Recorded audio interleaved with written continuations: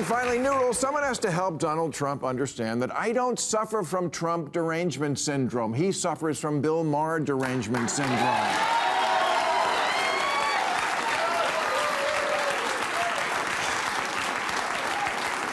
Okay, 3 weeks ago, I woke up to some things the president had written on his Truth social media platform that somehow were not true.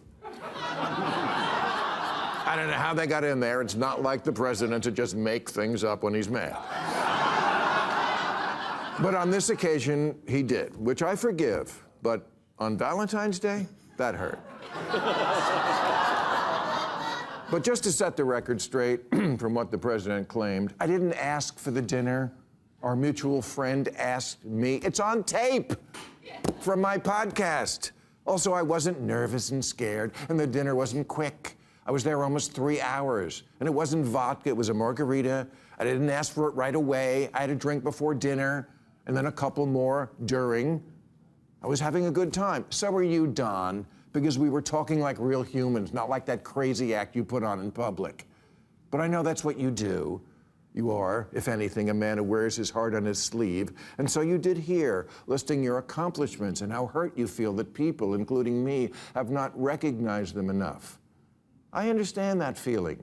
You texted me soon after the dinner complaining I was still part of the lunatic left and how you should have won a Nobel Prize for ending wars. And I texted back, yeah, and I should have won 20 Emmys.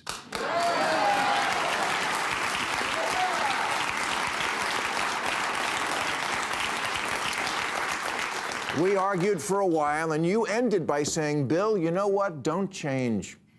I wouldn't know what to do with you if you did. Okay, that's the normal human being I saw the night we broke bread, and as long as I think there's even a spark of a possibility to bring that guy out more, I will not consider the dinner a waste of time, even as I now see we're back to name-calling, and that I have some new ones, like highly overrated lightweight, to add to the list you signed. Thank you. I'll be by with the new one.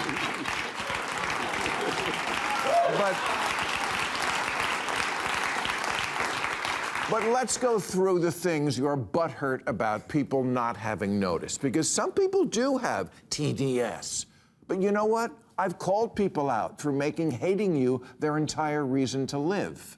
Get a life. Stop making him your whole personality. But Don, you have to take some responsibility for that, because you make people crazy. Because you...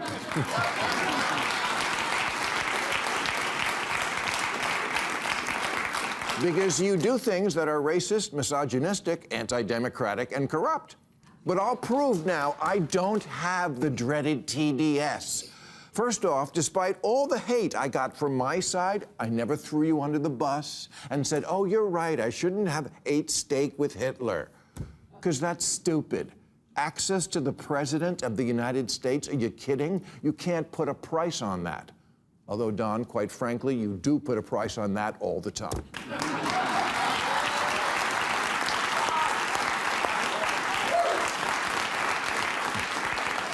I consider myself lucky I got in to talk to you without giving you a 747 or buying your cryptocurrency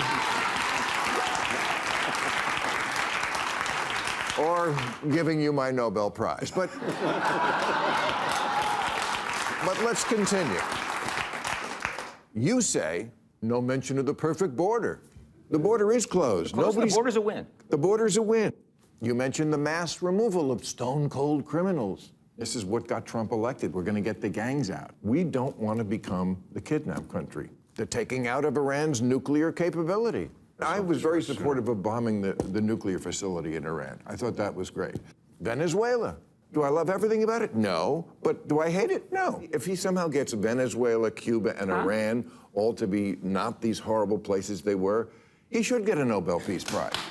The return of the hostages and the peace deal in the Middle East, where the liberal panel was praising you. A lot of people tried to pull this off. He did. Give him credit. If he's good at getting deals done overseas, give him credit for it. And here's a few you didn't even mention. The Golden Dome missile shield. Just because Trump thought of it, I'm not against it. NATO. He said, look, NATO hasn't been paying their fair share. I'm going to make them do that. He wasn't wrong about that. Israel. Moving Israel's embassy to Jerusalem, loved it. animals and marijuana.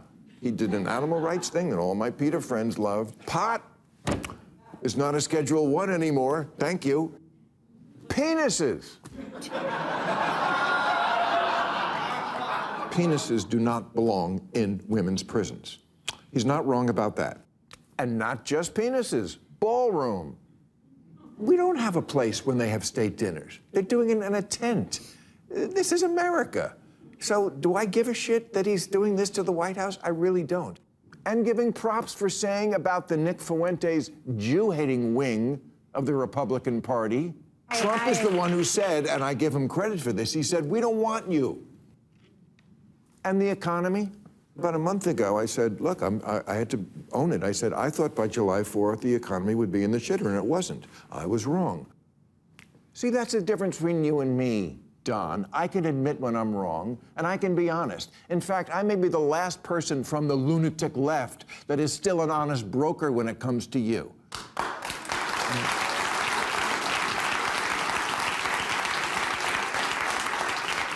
But honest goes both ways. It's a shame you can't take criticism, because in an alternative universe where we could have further honest conversations, I could say things to you that might be quite helpful, like, Don, I'm gonna level with you. I'm gonna give it to you straight. Some people don't like you. No, really. Now me, I go by what George Bush said to Obama on the day he was inaugurated. We want you to succeed. I always want the American president to succeed, and I do give credit when you have. But there's lots of stuff you do that is not my idea of success, and I have every right to say so in a democracy.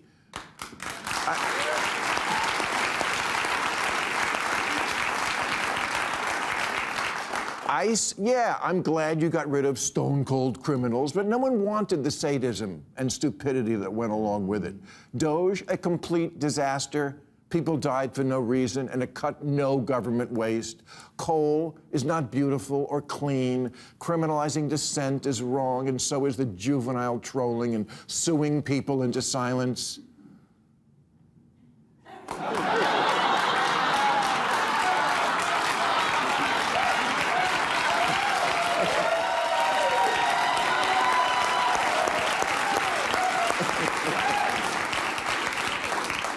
Don, there are things that you do that we, not just me, but we, I mean, even the people who are too scared to talk to you straight, just don't get about you.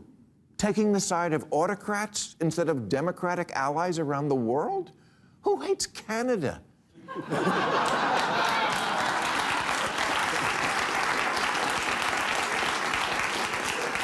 And wind? You hate the wind? And then you wonder why I can't tell what's a joke and what isn't?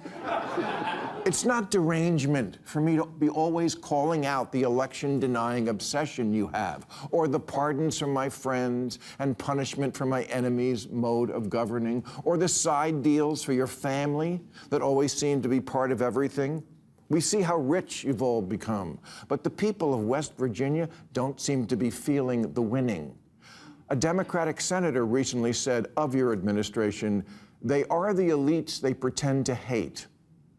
Free advice, if the Democrats ever learn to weaponize that message, your MAGA movement is in big trouble.